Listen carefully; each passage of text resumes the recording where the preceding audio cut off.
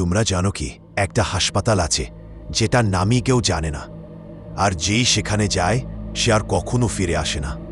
গ্রামের মানুষরা দেখে প্রতিদিন রাত 2টার পর একটি অ্যাম্বুলেন্সকে দেখতে পাওয়া যায়, যা প্রতি রাতে পাশের জঙ্গলের ভিতরে রাস্তা বরাবর ঢুকতে দেখা যায়।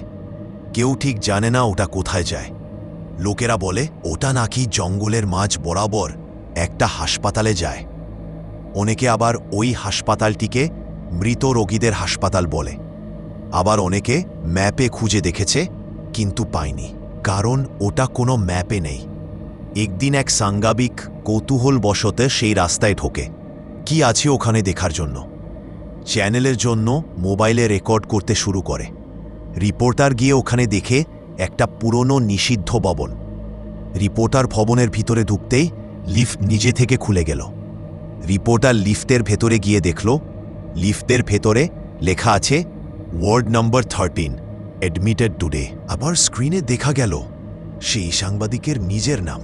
সাংবাদিককে আর খুঁজে পাওয়া গেল না। তার পরের দিন সকালবেলায় লোকজন খোঁজাখুঁজি করার পর শুধু পেল তার মোবাইলটা। মোবাইলটাতে কাল রাতের রেকর্ড হওয়া একটা ভিডিও পেল। ভিডিওটা ওপেন করার পর দেখল লিফটের দরজা বন্ধ হচ্ছে ধীরে ধীরে, আর ফ্লোর নম্বর উঠছে 13, 14, 22। আপনারা কমেন্টে জানান কেমন লাগলো। পরের পর্বের জন্য সাবস্ক্রাইব করো। ওই হাসপাতালটা আজও ভর্তি নিচ্ছে। আপনারা কি যাবেন ওখানে?